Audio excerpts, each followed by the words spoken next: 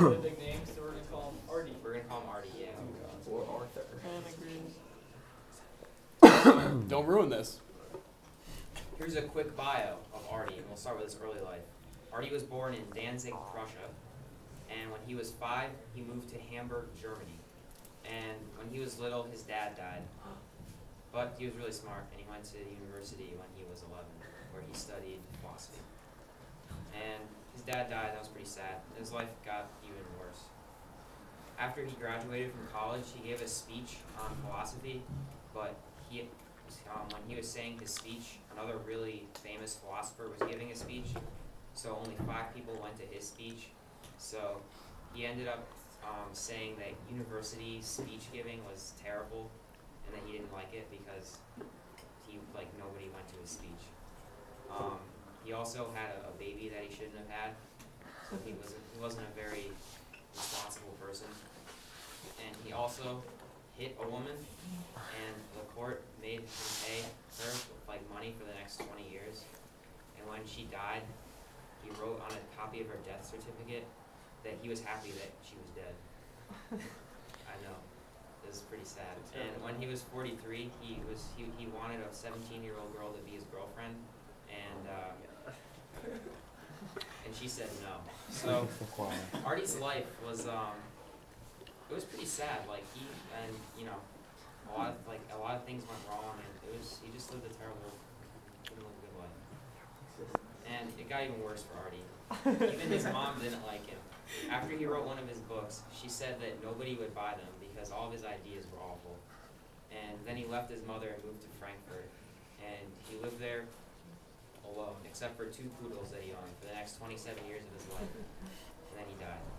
So I think it's safe to say that Artie's life certainly influenced his philosophical ideas, because he was pretty sad for most of his life.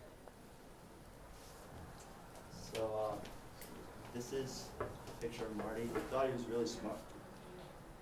He thought he was really smart and stuff, but he really wasn't. He was actually a meanie. He's really misunderstood, but I think he may have meant good, but ooh, a clue. One easy way to know Marty's philosophy is through a glass. And a lot of you, actually you're all 5, so you might not know this, but I think this is half full, not half empty. But our friend Artie looked at it, he thinks it's half empty. This is what his idea of pessimism is all about.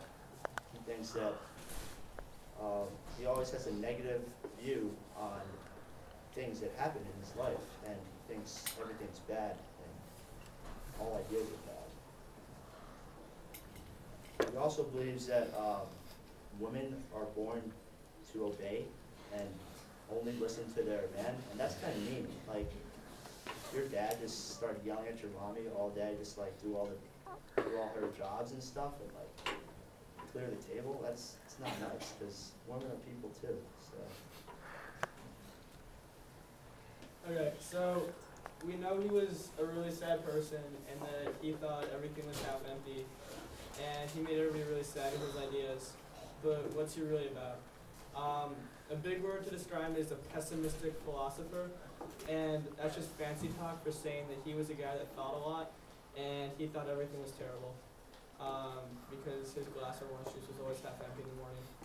He wasn't actually a really bad meanie, but his ideas make him sound like one. We talked about his tough life. We talked about his dad dying when he was mad. And he was mad at his mom because she didn't seem very sad that his dad died. And then his mom didn't like him either. So he was really sad. And then he had that big talk, and nobody really showed up except 5 people. And not a lot of things were going his way. And this could have been why he saw everything as bad. But this doesn't explain why he should always be so depressing. He doesn't just talk about everything being terrible. He talks about this thing that what we can do is right or what we can do is wrong. Like, if I punched Dan, that would not be a nice thing to do, and that'd be wrong. But if Dan fell and I helped him stand back up, that'd be the right thing to do, and I might get rewarded for that. This is something that fancy people call ethics.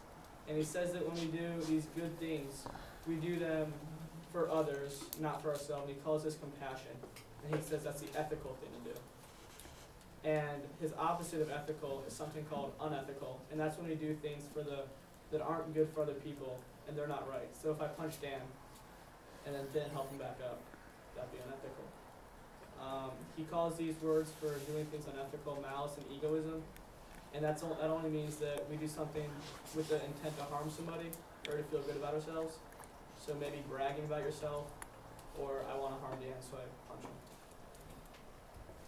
Well, not everything about this seems terribly sad.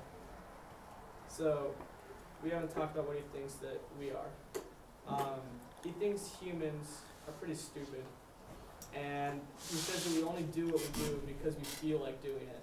So that means if I punch Dan, I didn't think through punching Dan. I just decided to punch Dan, so I punched him. And if we thought through punching Dan, we would say that I used logic. But he says that we can't logic because we're stupid.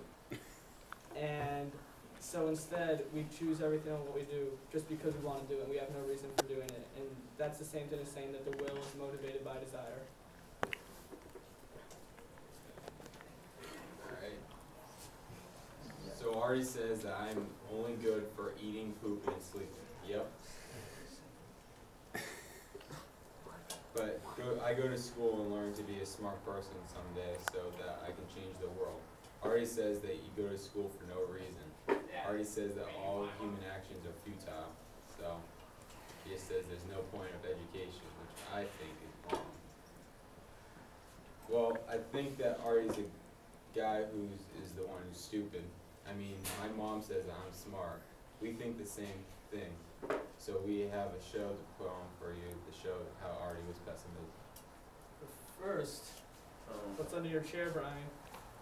Probably a clue. That was right. Ooh, Is that a wheel? another clue. So second clue. We have to have this one. Well, we talked about Artie saying that everything was bad. And if you look at life as a wheel, that everything's bad, and Artie says, it's gotta ride the wheel, because it sucks anyways. Oh! What's this right here? This is a Buddhist monk who happens to agree with the Wheel of Life philosophy presented by Arthur Schopenhauer, which we will show to you in a short puppet show production. Free.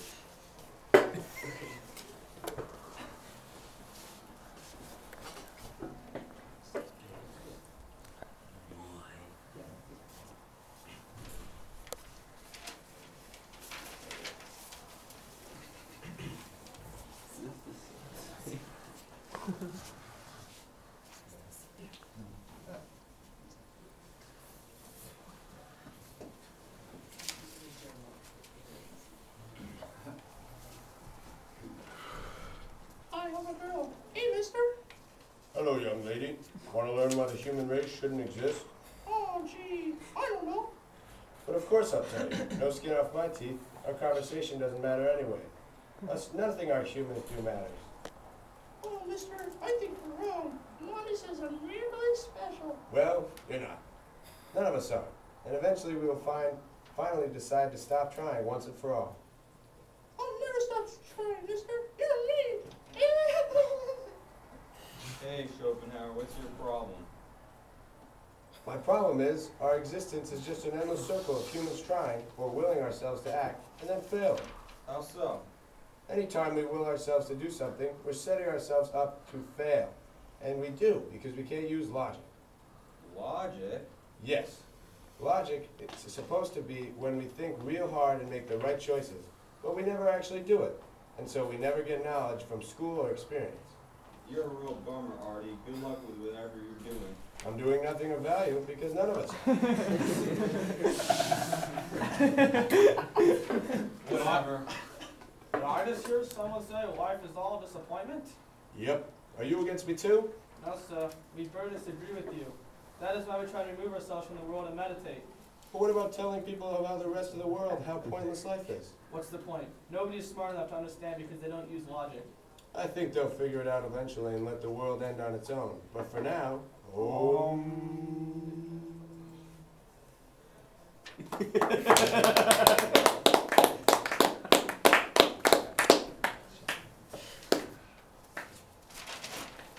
cut. Is that the end?